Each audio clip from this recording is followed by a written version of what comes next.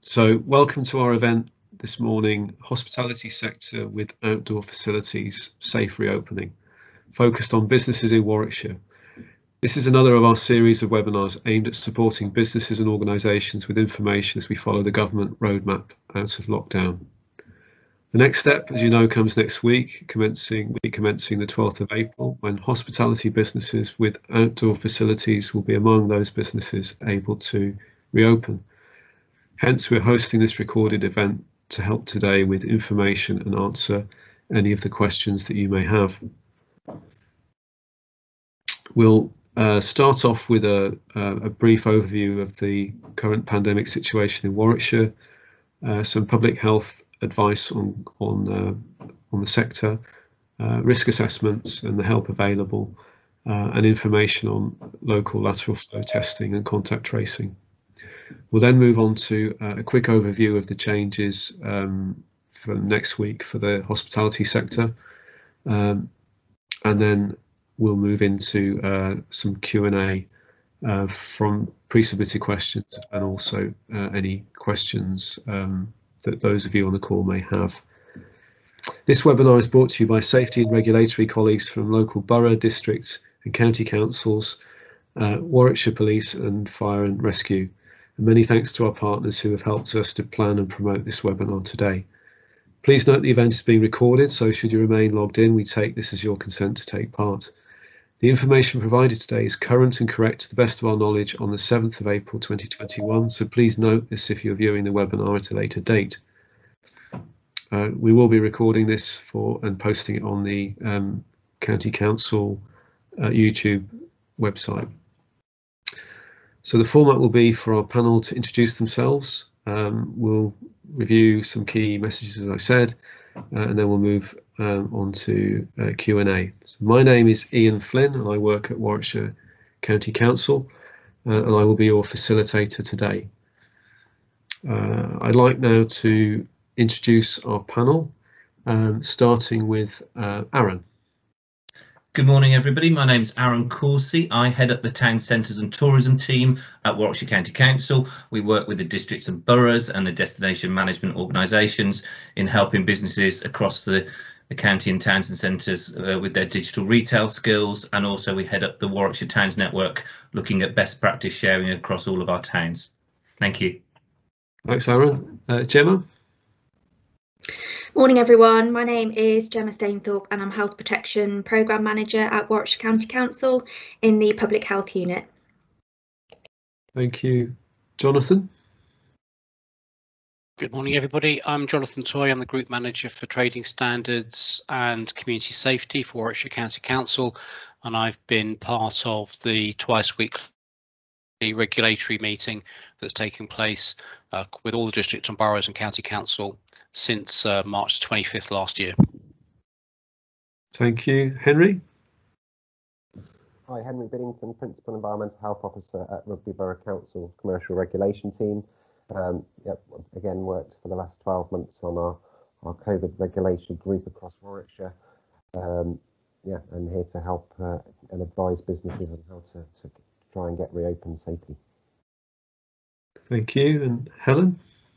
Hi, my name is Helen Ashby. I'm a Food and Safety Officer at Stratford District Council, and we're responsible for enforcing the COVID regulations at local businesses. Thank you. And last but not least, Paul? Good morning, everybody. Sergeant Paul Calver from Warwickshire Police, part of the COVID cell within Warwickshire Police, and worked with many of the colleagues on the call for the last 12 months with regard to COVID and regulations. Thank you. Thanks, Paul. Okay, so we'd like now to give an overview of the situation in Warwickshire. Gemma, can I ask you to come in on that? Yeah, thanks Ian. Okay, I'm going to share my screen just to give you a picture of what's going on. So hopefully you can all see that okay? Yes, we can. Lovely. Okay, so this graph shows the rolling rates of COVID cases per 100,000 population, and you can see the timeline across the bottom. We can obviously see in January our sort of large wave that we had. So each coloured line represents district and boroughs. So along the top of the graph there, you can see who's represented by what. So if we go over to the far right of the graph here, we can see that at the moment Warwickshire is averaging at 46.9 cases per 100,000 of population. So that's under our sort of under 50 cases per 100,000, which we would consider to be quite a positive level to be at the moment. We can obviously see this definite decrease that's been going on here. We have some areas of the county, for example, North Warwickshire, we've had a little bit of a spike there. And hoping that that is a blip and is starting to come down again. But you can see the different sort of rates per 100,000 there in each district and borough. We've got here Warwick coming in at 25, is very low, and obviously the other ones in between. So it's showing a really good sort of downward trend here. And I'm hoping that if I go on to here, this will load in time. It can be a bit slow. So this particular heat graph here is showing the general trend of who's been infected, and I think it's always good to kind of bear in mind that process, of who's been infected over time. So if we go back into the kind of January, December time of infections, you can see down the left hand side it's the age categories. And you can kind of see that around this time in January, we were looking at that working age population being really, really heavily affected by COVID. The darker colours represent the higher number of infections there. So we can really see that coming through. This graph at the bottom shows the last 3 weeks of COVID cases in these age categories on the left, and again the darker colours show the higher numbers. And not surprisingly, as schools are going back, we can see that our darker numbers now are coming into the sort of 10 to 19 age groups here, and then potentially going on to infect the parental age groups as well. So that just gives a brief overview of the current cases. Hopefully I've stopped sharing my screen now.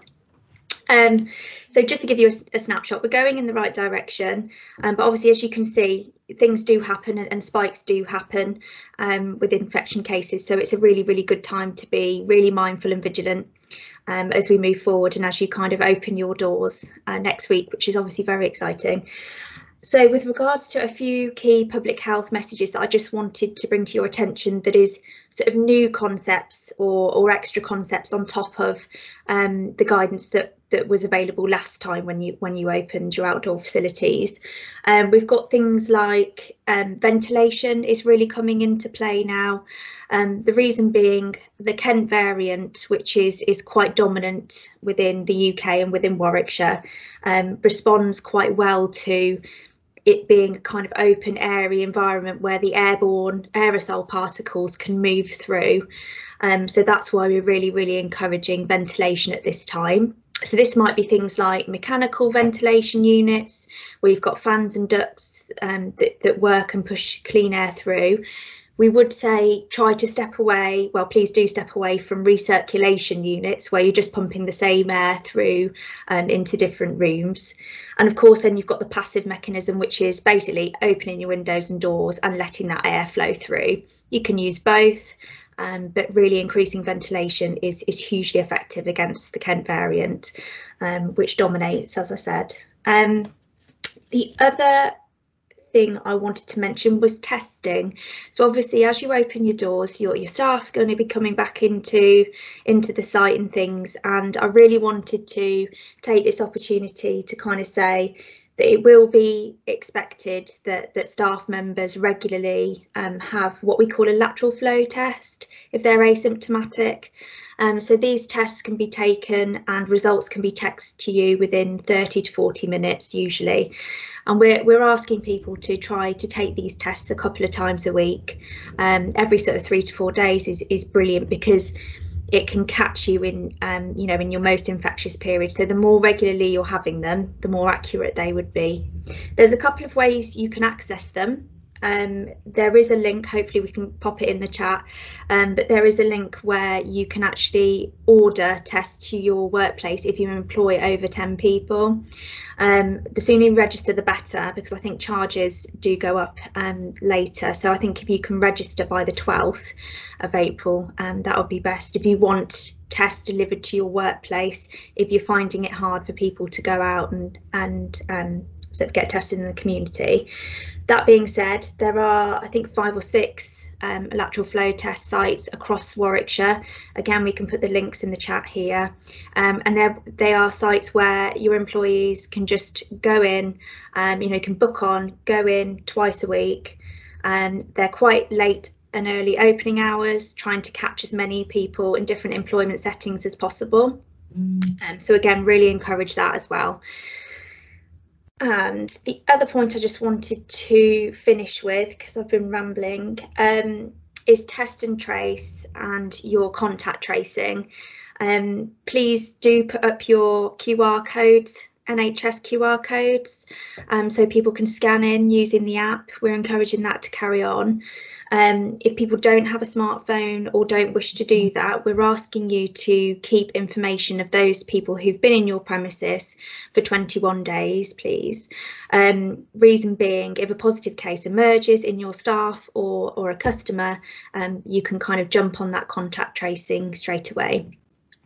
We've also been asked to remind that in the case of a positive case of staff or customers, to please let our public health unit know as soon as you can, and we'll put an email address in the chat where you're able to send that information to, so we can support you as quickly as possible. We're asking that people don't rely on the app for contact tracing, i.e. if you know a member of staff has come down with COVID, we encourage you, please start your own contact tracing as soon as possible and ask those people to isolate straight away, so that you can minimise any larger scale outbreaks within your workplace. So we're just really asking everyone to kind of buy in, keep communication open with us, and we can help support you. And I think those were the main things I wanted to say. So I'll pass over to somebody else now.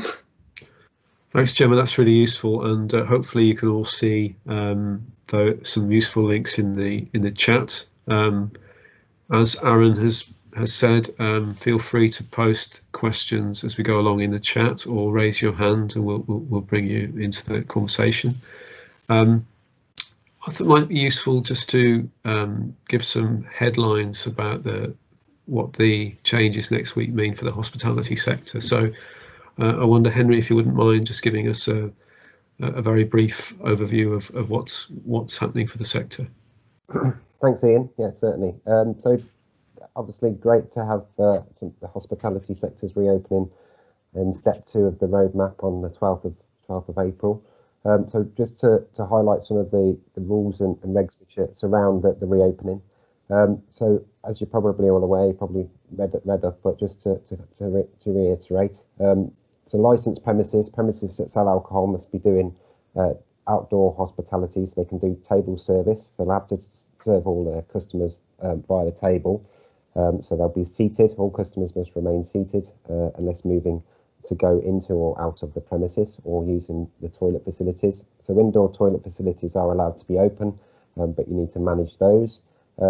As Gemma said, ventilation is key. So if you're putting up shelters or anything like that in your external hospitality areas, they need to be 50% open to the elements. So they can't be enclosed, otherwise it'd be deemed indoor hospitality. If you're not a licensed premises, so you're a cafe that doesn't serve alcohol, you can still do counter service, but you would require your customers, if they're sitting down to eat, to sit down outside as soon as they've bought their food. There is a slight, so that's, but again, if customers are going inside your premises to use the toilets or to gather food, obviously they need to wear face coverings. And what we're advising everybody to do is just to revisit their risk assessments, to look at things like ventilation within the premises, so any staff working in kitchens and behind counters and things like that, preparing food and drinks, to re-look at your risk assessments, consider things like additional ventilation and how you're managing that, and just to revisit those risk assessments to make sure they're still current and relative to your operation, because you may have changed some of your operations, how you're going to manage people coming into to your outdoor areas and things like that. So there's the highlights. Thanks, Henry, for that. Did any of our other panelists want to add anything else before we press on?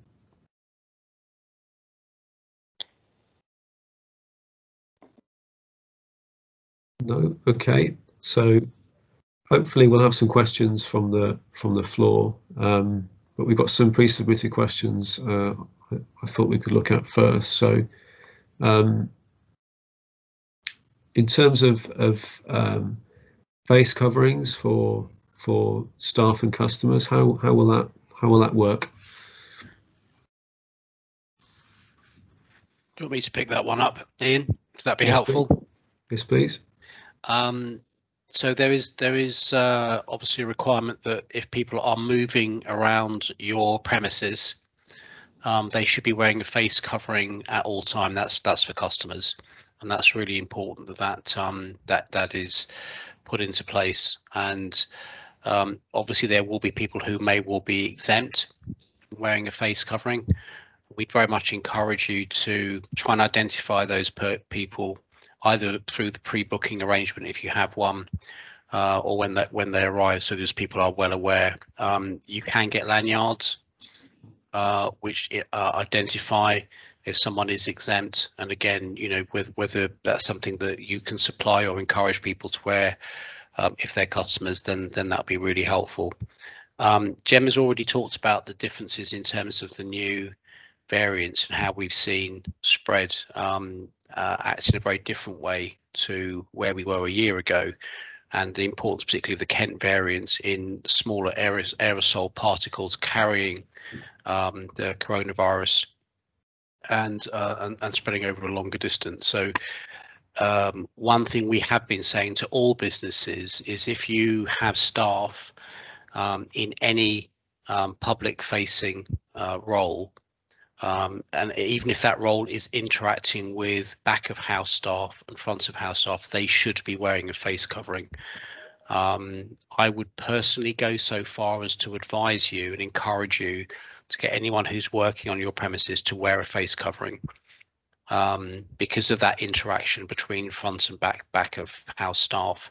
We have seen situations, not necessarily within directly the hospitality sector, where people who are working in a more back office role have contracted coronavirus, and because of some of the arrangements, that has then spread to other more customer facing staff. So we would definitely be encouraging you from that point of view. The other point I would just raise, just also a little bit broadening the face covering elements, is around social distancing. Gemma and Henry have already talked about the importance of ventilation.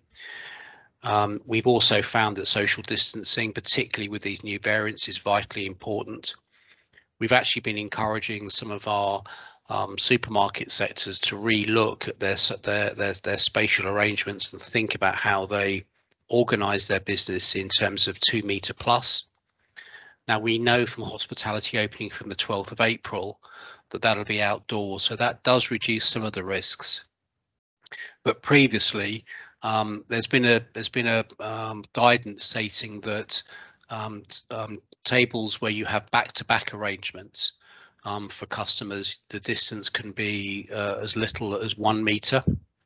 At the moment, I'd have to say, from a regulatory and a public health point of view, we're a bit uncomfortable with that.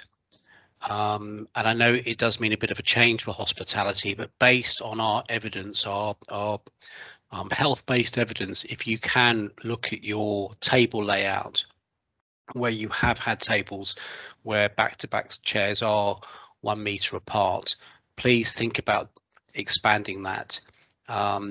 Again, it's outdoor, but the closer you can get to 2 metre social distancing for all tables and all tables around, the better.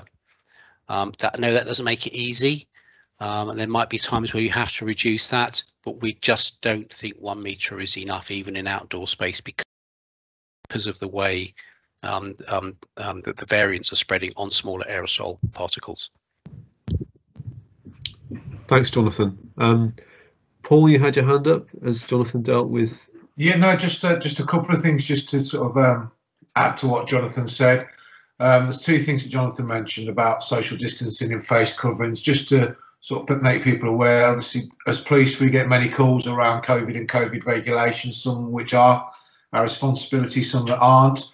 But two of the main things that we do get called about, and we have previously when hospitality reopened, was about customers or staff not wearing face coverings. It was a regular call and report we got. And also the other one being social distancing, where premises, whether that be outdoor when it was outdoor only or indoor when indoors allowed, was all about social distancing, like Jonathan's mentioned, about distance between tables, people standing in groups and things like that when they should be seated at tables. You know, we will get calls about all of those things. And obviously, we don't want to be turning up people's businesses, especially when they've just reopened after a long closure. It's not good for their business. It's not good for their image either. So, you know, we would just ask that all businesses, where possible, make sure all staff wear their face coverings when they're supposed to, all customers when they're walking about premises wear their face coverings, and keep a real close eye on that social distancing element of things for the two reasons, one that Jonathan mentioned, but also the image it perceives to other people that will then, you know, want them to report that premises to one of the authorities. Thank you. Thanks, Paul. We have a question in chat from Carol. Carol, would you like to put that question yourself to the panel? You unmute yourself. Yes, hi. I've just read something from another pub, and with regards to track and trace, if people refuse to give their details, do we refuse to serve them? Is there now a fine imposed if people don't have track and trace details of every customer? Thanks, Carol. That's a good question about taking details from customers. Should I start on that? Carol, it's a really great question, and the reason everyone's being quiet is they're not quite sure how to answer it. It's such a good question. I think my view on it, if we would discuss this as regulators, I think the first point we would make is if you've got a customer refusing to give their own details in terms of keeping people safe, is that the customer you want? And I'd probably say, personally, I probably would refuse them, because, you know, everybody wants to come out and enjoy hospitality. Everyone's really looking forward to hospitality sector reopening. If the minority, the very tiny minority, don't do their part to keep everybody safe, and to be honest, just providing a phone number and a contact detail is a very minor act, isn't it? Or using a QR code is a very minor act to keep people safe. That's not really the kind of people we want back into the hospitality sector, because that puts the business at risk.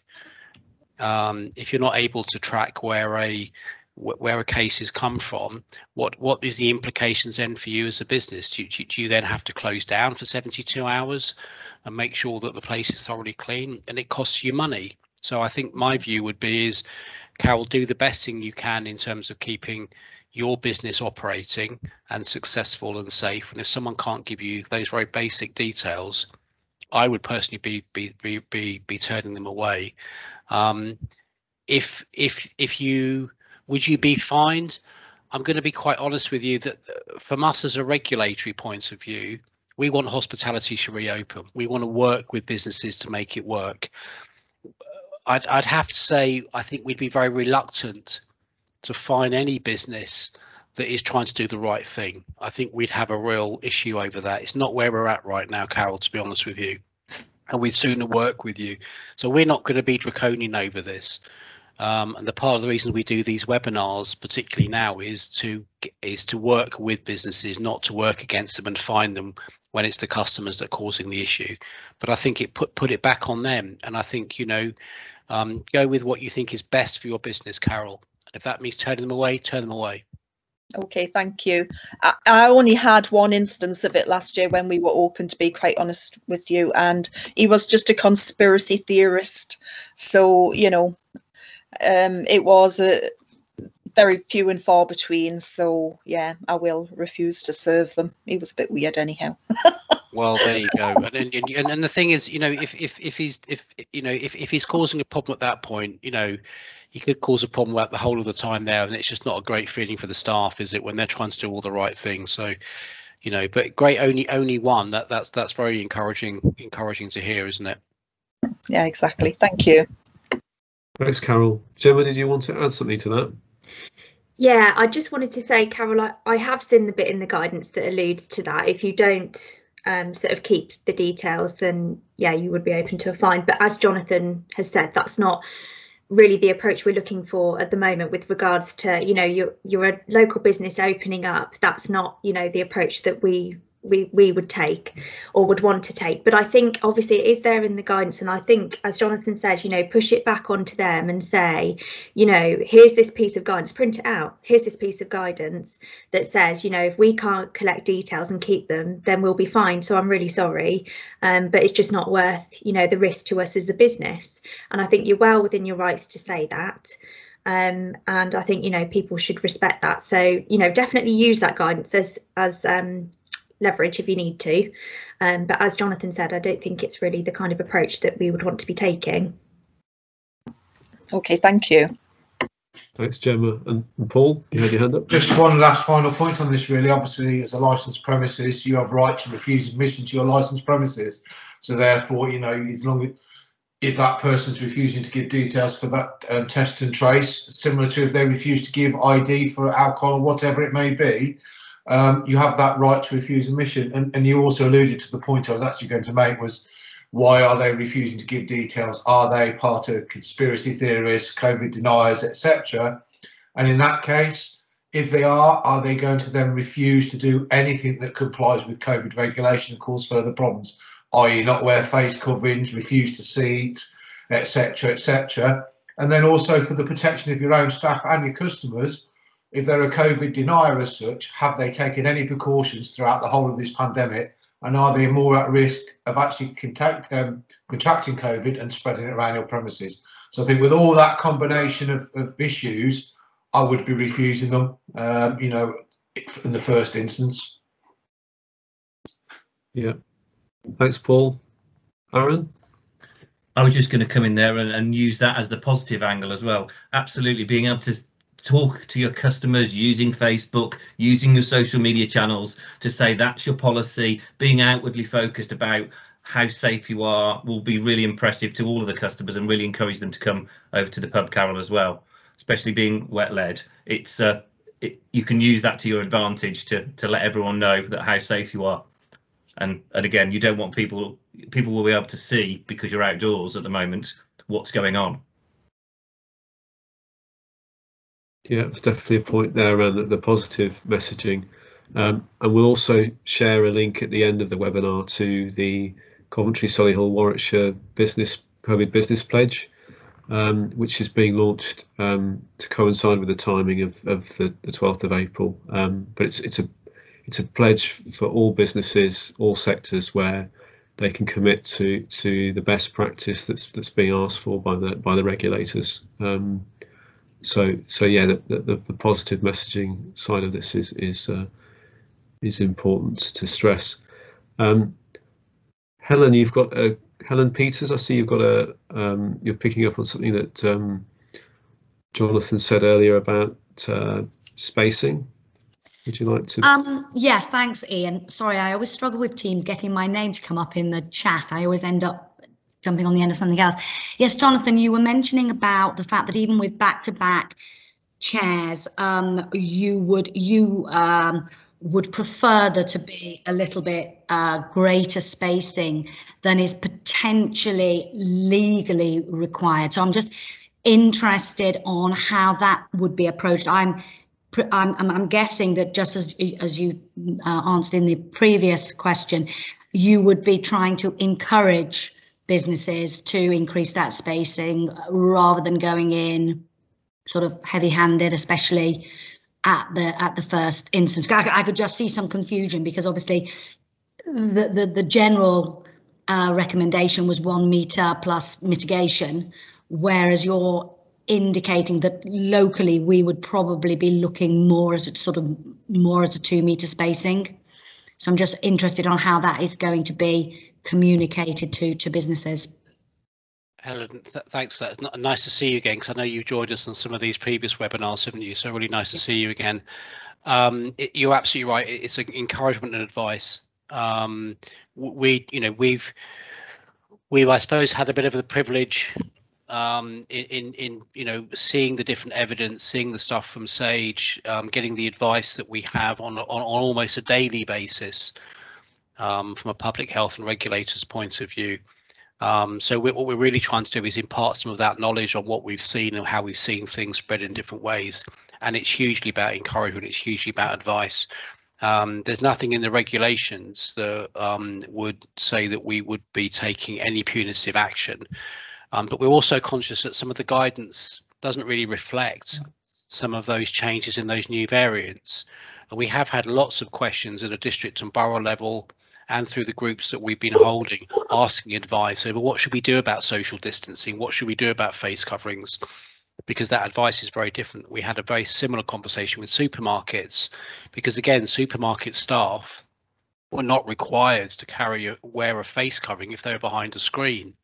But of course, we felt with the new variants that the screens weren't adequate in the way that the variant was spreading, that aerosol particle.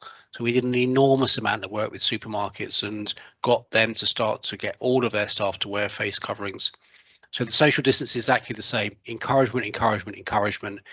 If a business wants some advice from us, contact us. Contact your district and borough who do the licensing. There's Henry, there's Nicola, there's Helen, who are all on the line, so you can give that advice as needed, or contacting us through our prevention and response team. Always happy to provide advice for businesses, but we really don't want to go down the enforcement line on certain elements. This isn't one we would want to go down the enforcement line. I have to say, Helen, one of the big successes of Warwickshire in the way that we've worked is we have very, very rarely ever had to apply an enforcement line on the things that we've done. We've pretty much delivered this working alongside businesses, not by being punitive with businesses. And we have no interest in changing that stance now. And I think I'm speaking for all of us in saying that. So that would be very much our view: encouragement and advice. Thanks, Jonathan. Henry?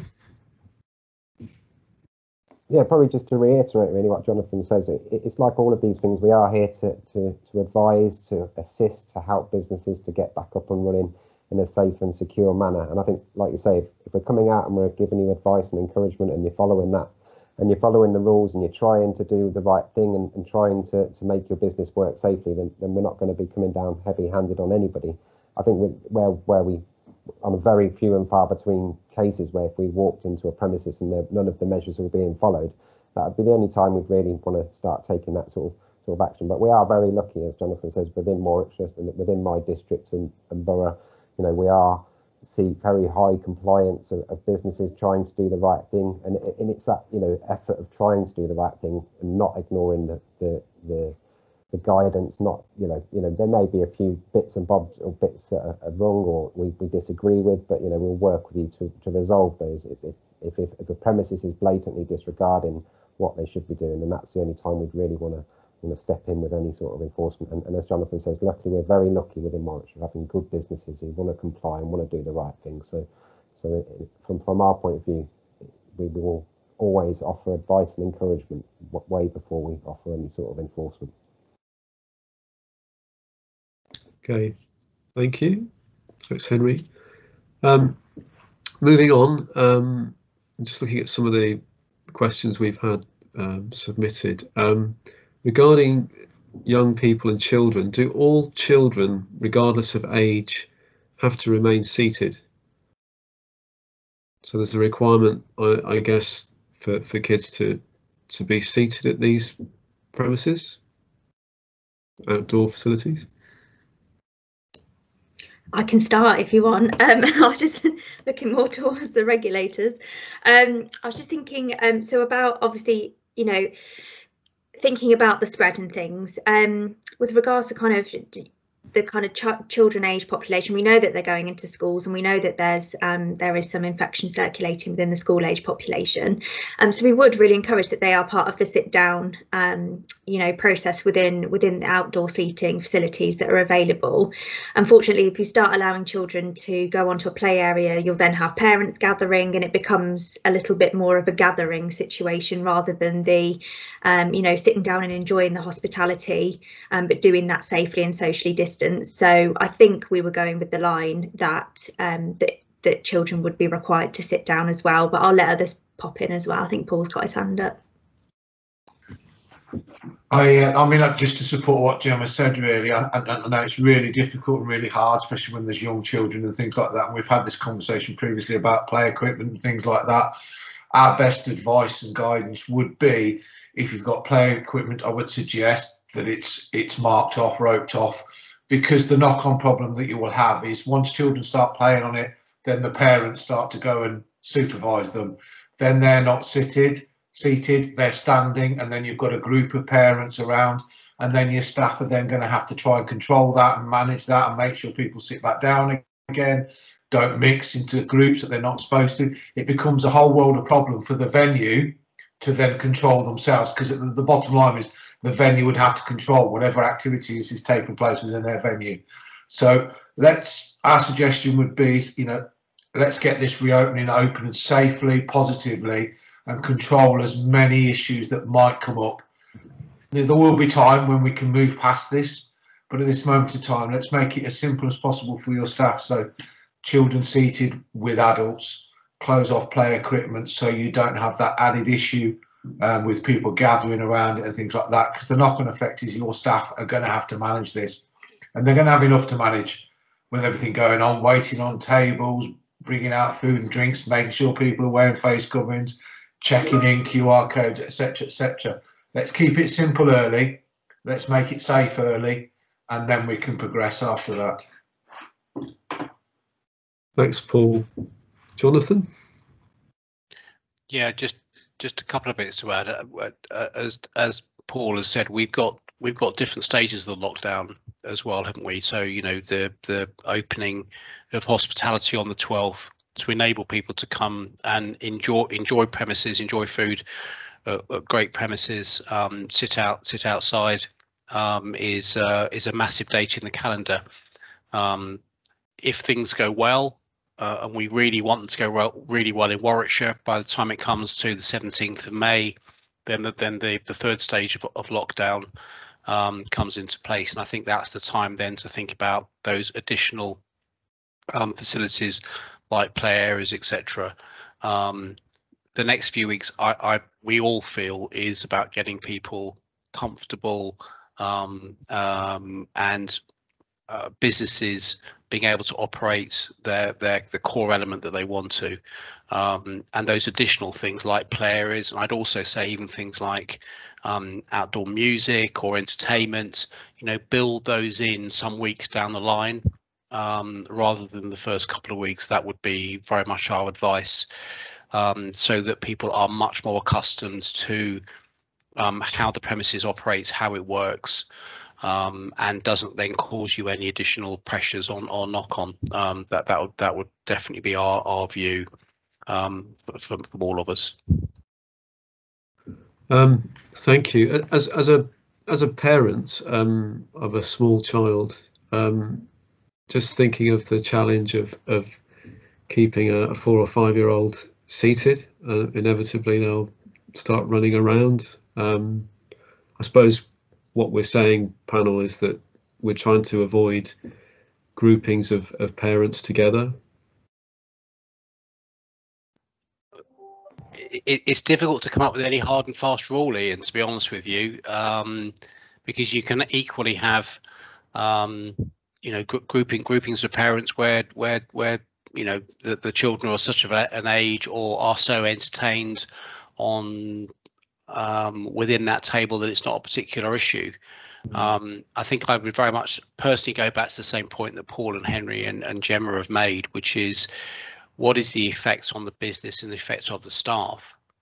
And our view is absolutely we want hospitality to open and open successfully. We do not want to be dealing with complaints over a lack of social distancing or kids running around from one table to another and making other people feel uncomfortable, because that means that we then have to look into that and contact the business, and we may have nothing to do with the business other than the arrangement of the booking in the first place. So, you know, I think you know, I think the business, a bit like Carol said earlier, it's down to the rights of the business to say whether it works in the way that it should do. And I think customers just need to be aware of the wider implications. There is something about a bit of collective responsibility here on not everyone's part, isn't there? Not just the people running the business, but those coming to the business. You know, the pub, the restaurant, whatever that hospitality is. Because nobody wants to be having a conversation with the business that there's been complaints. We just don't want to go down that line. So I think for us, I think it's small steps, and build it up as the weeks come on. So yeah, I'm afraid, Ian, perhaps do it sometime in May would be a nice time for you and your 5-year-olds to come out. We'll encourage you then. Thank you. Okay. Gemma. Yeah, I just popped my hand up because I just wanted to follow on from something Jonathan said.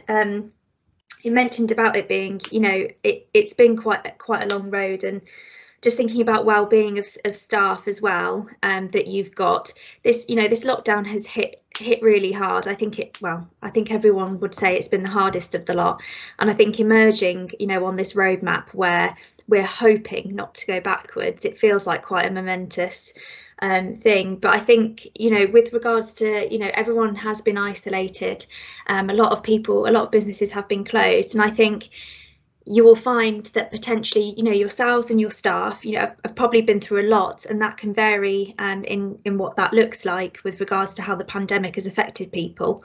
And I think it's worth being mindful that people may feel quite anxious about returning, and people may have had bereavement during this time. So I just kind of wanted to make you aware that there are services that we're offering to help. There is an employee assist programme that we're opening up for employees of Warwickshire, so that you can refer into if people, you know, are struggling or would like someone to talk to. There's also a wide range of mental health resources on our website as well that we can pop in the link, you know, with different kind of categories that you can look at, because I think it's really important. I think you're a large group of establishments, and I think there will be a wide variety of people returning to work who you know have been affected by the pandemic. So I think I just wanted to mention that, and hopefully we can get some links put in the chat as well. Thanks, Gemma. Paul, you have your hand up. Yeah, just basically covering a wide range of the things that we've said so far. I know previously when hospitality opened up, a lot of premises were displaying notices or signs at their tables or in their premises, you know, with saying the COVID rules for this premises. Now, they all seem to work well within those premises, and it's easy if they're on the table or whatever. You know, things like you must wear a face covering when you do this, you must stay seated, etc. So, you know, if you've got those rules or thinking about those rules, they can be adapted as time moves on. So at the start, you can say or everybody must be seated, including children, etc. So, you know, they've been quite useful around hospitality, and I have seen them used successfully. And it saves your staff having to remind people if they're nice and clear and they're there as well. So, you know, it's just a suggestion, you know, to think about, especially when we reopen. And it actually does make your customers feel secure and safe when they see that a premises has got a dedicated list of rules that protects them as a customer. So it's just worth considering. And obviously, you've seen all the emails in the chat. I'm sure those teams will look at your rules if necessary and give you some guidance if you want that as well. Yeah, thanks, Paul. We've posted some links there, and if you do have any questions after the webinar today, you can send them to business@warwickshire.gov.uk. It's business@warwickshire.gov.uk, or if it's a public health specific question, then you can contact phadmin@warwickshire.gov.uk. but we'll post those into the chat shortly. I'd like to bring Carol back into the conversation, if I may. Carol, you have a question or an observation on track and trace? Yes, another track and trace question. I think I've read somewhere that now we have to take the names and numbers of all people rather than just a lead name in a party. And would we have to include children in that? Okay. I'm happy to come in on that one. Carol, yes, you do need to take the names of all the party, particularly when it's a group of 6 people that aren't from the same household. From what the guidance says, excuse me, I'm losing my voice, you only need to take the details of children over the age of 16. So if they're under the age of 16, you don't need to take their details.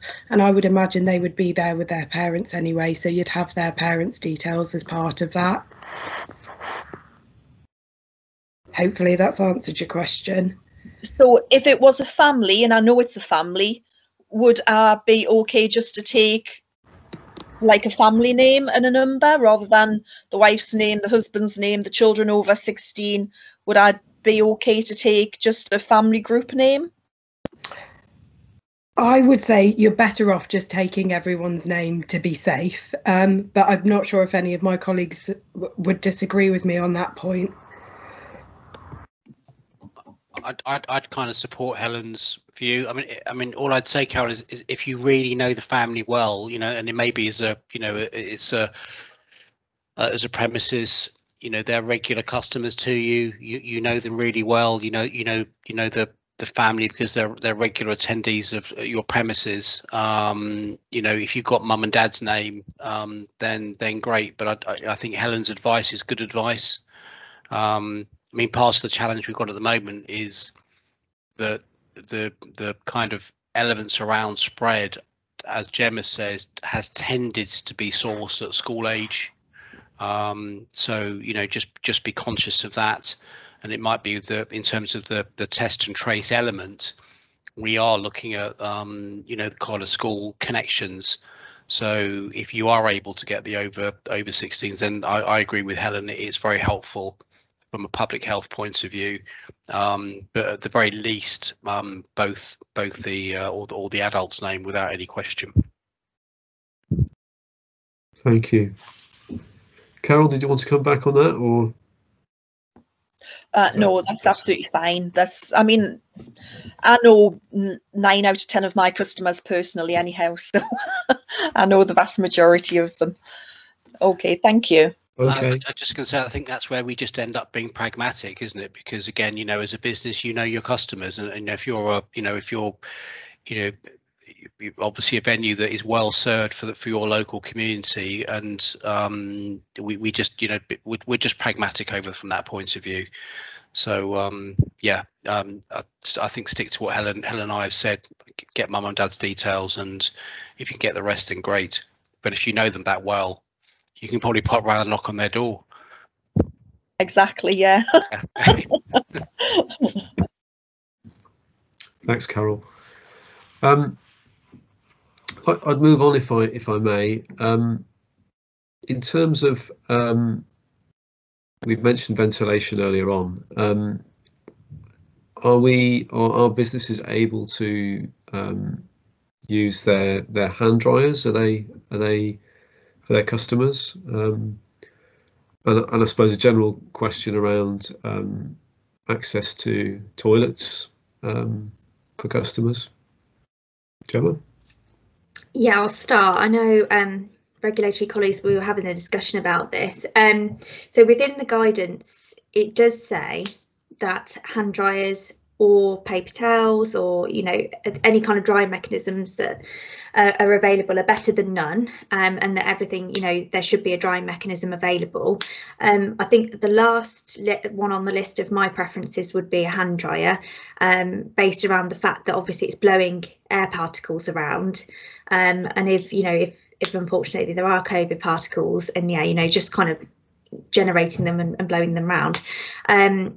However, obviously, it's better than nothing. but would encourage kind of single-use paper towels in those kind of situations, and obviously just good hygiene. If you have got hand dryers and it's the only thing you have, or are able to have access to, then, you know, just making sure the walls are wiped down and disinfected multiple times a day, and just really kind of being on top of that. I think that was what the general consensus that we came to was, Henry and Helen, wasn't it? Yeah, it was, yeah. And I mean, just following on from that as well, I mean, this all needs to be part of your risk assessment. You need to be looking at those areas where people are going to be indoors, and making sure that you're minimising the amount of people that you have in the toilets at any one time. So making sure that you've got good signage in place and good ventilation as well. Actually, that's just reminded me, Helen, you made a really good point earlier about, you know, if you have got hand dryers and that's all that's available, to open the windows in the toilet area as well, just to, you know, really improve ventilation, improve the situation generally. Okay, thanks all. And a follow-up question. One-way systems where possible.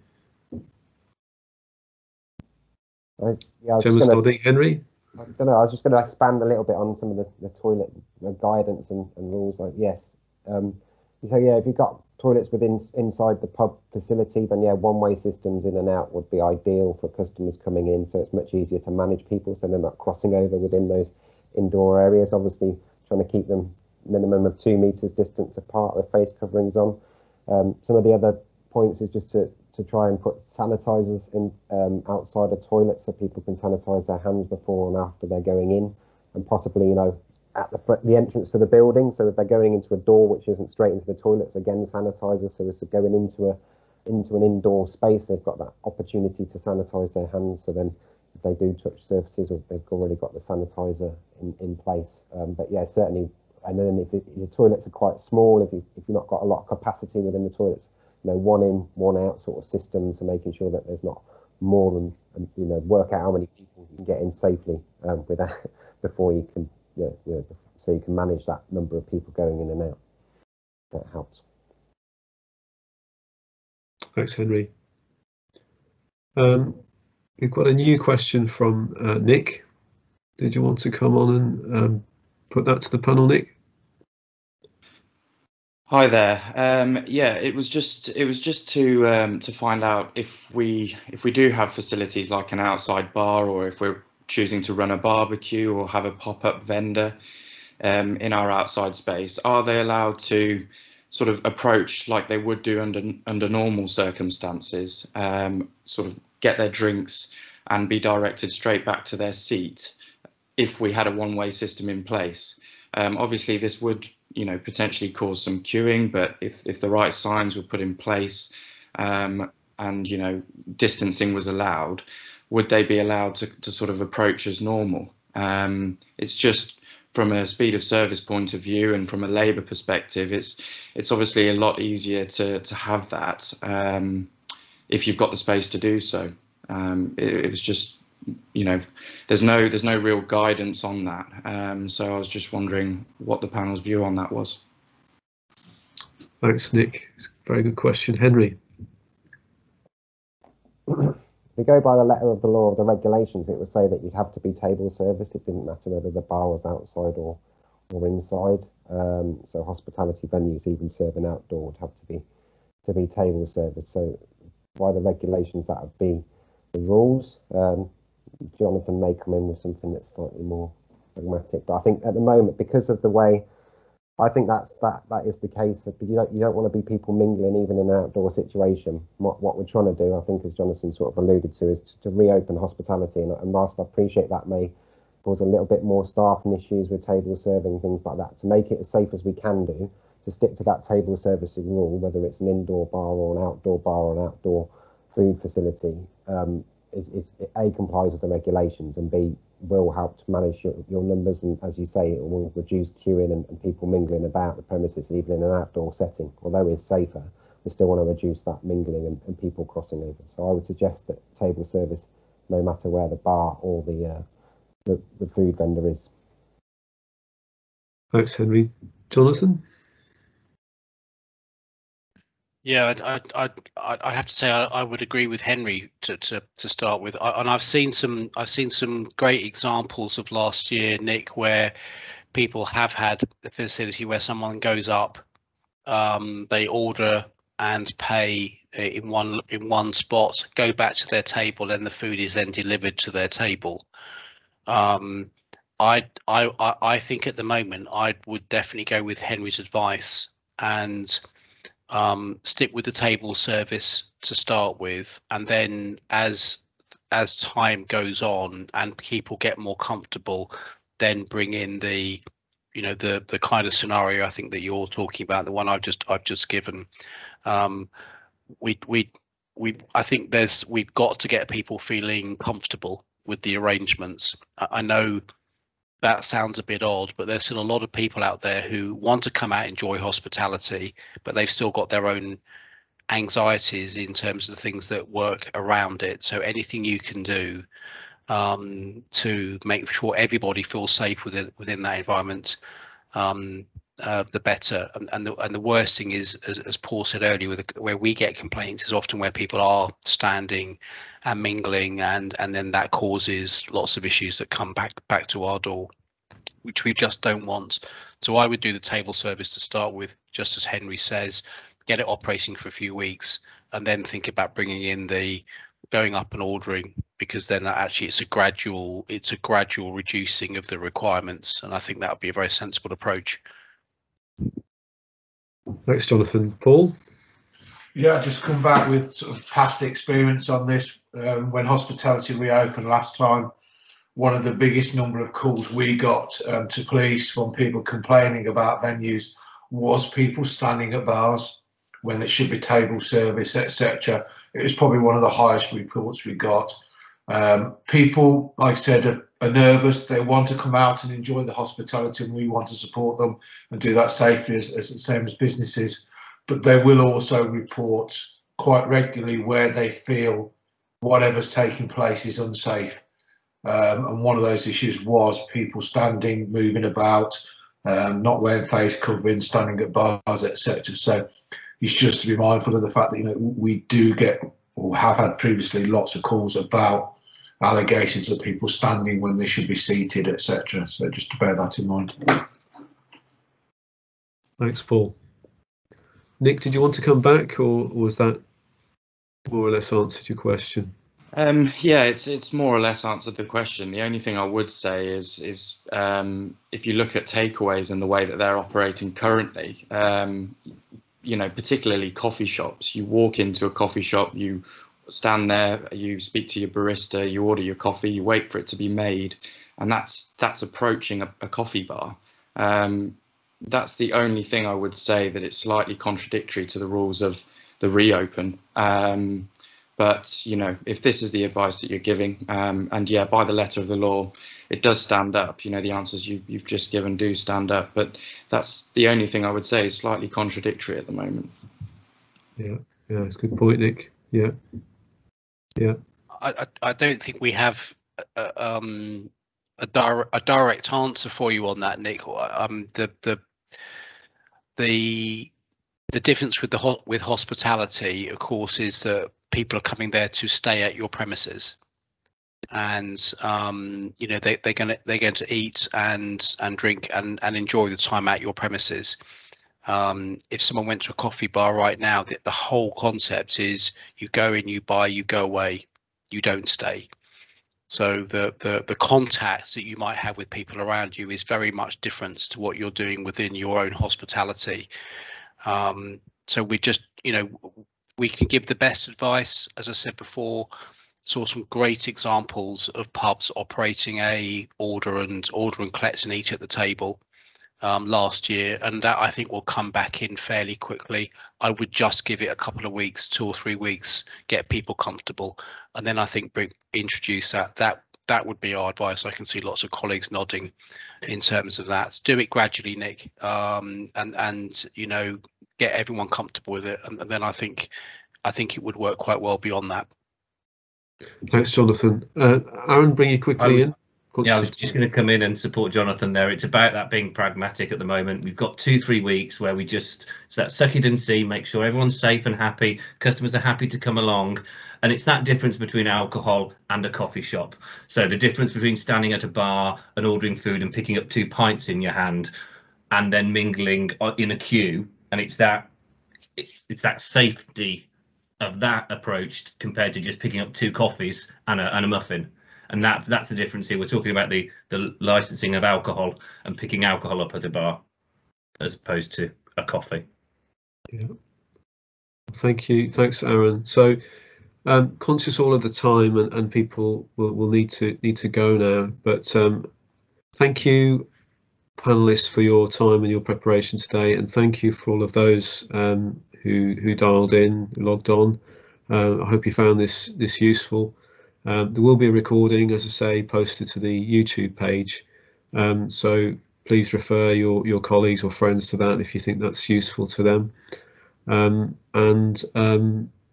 Yes, we wish you all the best with your businesses next week as they reopen, and hopefully the weather will be nice. We've had a few good days. Hopefully the snow will go and we can get back to some sunshine and some well-organised fun. But yeah, thank you all. We'll post up some useful information now. Thanks, everybody. Best of luck, everyone. Yeah.